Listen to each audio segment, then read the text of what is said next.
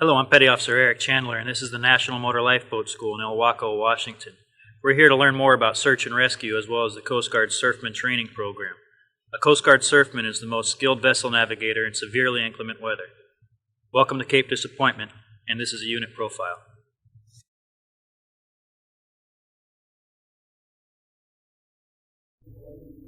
Hi, I'm Chief Warrant Officer Mike Russell, the Commanding Officer of National Motor Lifeboat School. And behind me here is a Surfman Registrar, which, as the Commanding Officer of National Motor Lifeboat School, I'm responsible for the upkeep and historical data entries for the list of surfmen in the United States Coast Guard.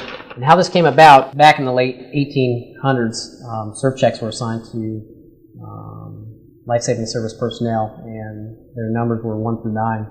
And it annotated what position on the boat crew that they were assigned to. When they did their beach patrols, north and south, when they met an adjoining member of another unit, north or south, they would hand those checks off and exchange them to prove that they've done their beach patrols. Part of the school history was it started back in the late 60s. I want to say 1968 is when it started, and it was a group of people in the 13th Coast Guard District from surf units that showed a need for heavy weather training. A bunch of surfmen got together and started putting on a surfman class.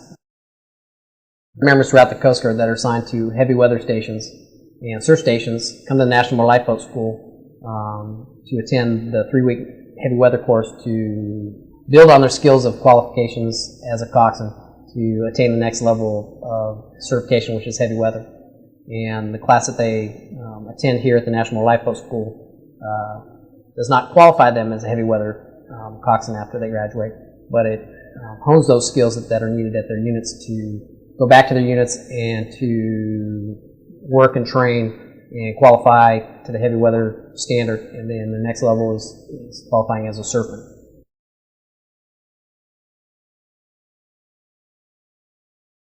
Well, our primary mission is the center of excellence for anything and everything pertaining to the 47-foot motor lifeboat.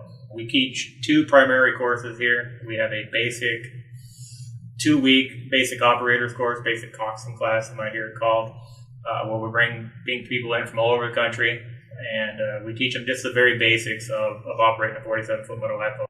Our other course, which is one that everybody knows about, is our heavy weather coxswain course, which is kind of a precursor to a surfman qualification. That is a 3-week course. We usually run about 6 of them per year, 12 students per class.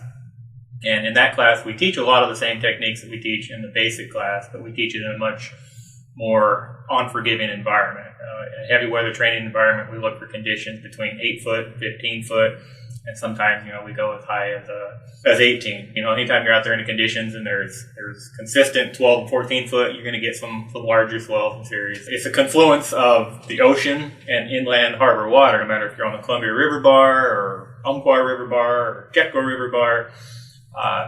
And one of the reasons I think most people get themselves in trouble is just simply not being prepared to meet the conditions that they might find when they get on the bar, and there are many ways that they can prepare themselves for that encounter. We have radio traffic these days, weather reports. Of course, you've always got to wear a life jacket, and just educate yourself about the area that they operate their boats in. I'm Petty Officer Eric Chandler, and thanks for watching Unit Profile of the National Motor Lifeboat School. For more information on the United States Coast Guard, please visit www.uscg.mil.